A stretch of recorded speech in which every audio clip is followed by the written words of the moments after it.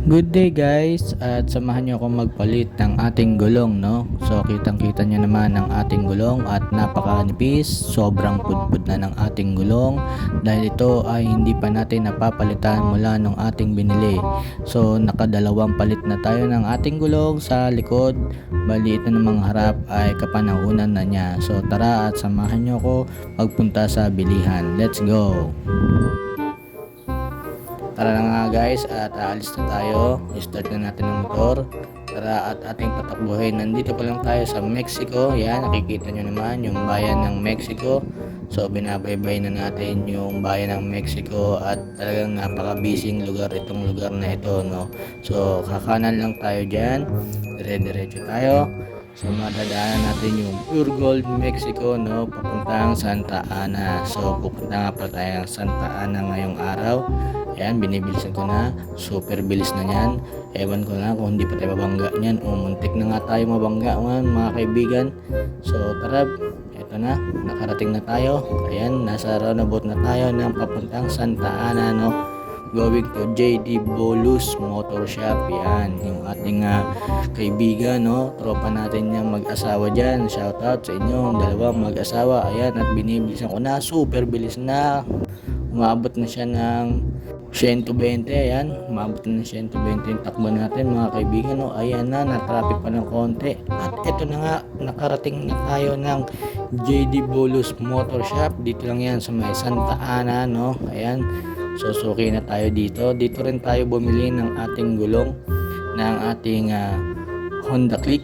Yan, nagpalit na tayo dito dati ng gulong na quick tire, no, at nilibre tayo ng tire sealant.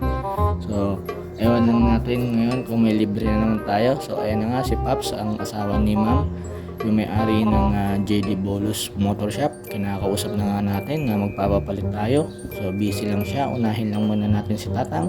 At ito na nga ang ating gulong. Ayan, kita nyo naman, pud-pud na, no? Kaya hindi tayo makahataw-hataw kanina ng sobrang bilis, no? Pero napakabilis talaga ng fast forward natin yan, mga kaibigan, kasi kailangan na natin makarating.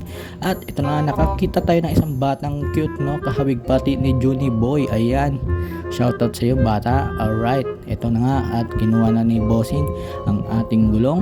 So ayan na, binabaklas na ni Bossing. Napakabilis talaga ng gawa dito. Ayan, no? Kitang-kita nyo naman, nakalas agad ni Bossing yung ating gulong. At ito na nga, kinukuha na nga ni Bossing yung ating gulong. Ayan, napakaganda, quick tire. Ayan, kitang-kita nyo naman, oh. O, andyan na rin yung size. Basahin nyo na lang, i-post nyo na lang yung video para makita nyo agad, kasi napakabilis talaga ng gawa dito. Ayan, oh. Ayan, binabanata na nga ni Bossing. Ayan, o, kita nyo naman yung shop niya. Napakabisi talaga ni Bossing, at siya lang ang mag-isang tumitirada dito sa ating motor, no. Yan, medyo na uutal-utal na ako ng konti. At ayan na nga, binanatan na niya ng kanyang machine, no? Binabaklas ng ating gulong. At ito naman si tatay, napakabilis naman talaga niyang gumawa. O ayan, no, nililinis pa nga ni Bossing, no? At ito naman si tayo, super bilis pagbalat. O siya po ay isang bihasang tao na expert sa pagbabalat ng ating gulong, no? Siya po ay katulong ni Kuya. Ayan, nakuha na nga ni Kuya at nilagyan na nga ng tire sealant. Ayan po ay libre lang, kasama na po sa inyong babayaran. At sinabi sa akin ni Kuya dito na meron pa akong isang libreng tire sealant, dahil ang sabi ko kasi baka pwedeng hatiin natin sa dalawa yung isang tire sealant sa dalawang gulong. Kaso lang sabi niya meron daw akong libreng isa pang tire sealant para dalawang gulong ang malagyan. At ayan na, nilagyan na nga ng hangin. Ikinabit na nga ni Kuya. Ayan, napakabilis. Yun yung luma nating gulong, oh. Ayan, nun ay kabit na agad ni Kuya. Napakabilis talaga ng gawa dito. Inaasikaso talaga tayo. Ayan, binaklas na ni Kuya yung likuran natin. Hindi naman niya binaklas lahat, binuksan lang niya yung pito at palitin ng ating pito. At ayan na nga, tinanggal na ni Kuya. Nalagyan na ng tire sealant at hahanginan na lang. Ayan, kita nyo naman. So ayan, mga kaibigan, meron po silang mga tinda dito, napakadami. May gold balls pa po, ayan, oh, para ka nanalo sa Olympics. So napakadami, ang gaganda. At meron pa silang mga tindang accessory at pyesa, no, kompleto na rin, pati gulong kung anong gusto mong size ng gulong. At ito na nga, paalis na nga tayo. Nagtatangka na akong tumakbo at nagbabalak na akong magpaalam kay Kuya, baka ma-inlove pa ako kay Kuya. Ayan, paalis na po ako, Kuya, bye bye, salamat. At kinabit mo ang aking magandang gulong. At salamat sa inyong lahat dahil napakaganda na ng gulong ko. Napakakapit mga kaibigan, bagong bago. At ito nga pala ang ating shop. Ayan, JD Bolus Motor Shop. Matatagpuan lang dito sa Santa Ana, along the highway lang yan.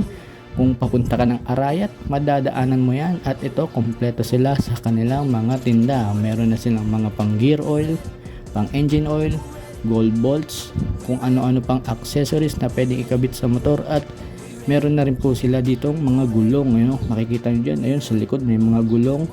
At meron din ditong gulong sa labas na iba't ibang klase, na magagandang klase. Bye!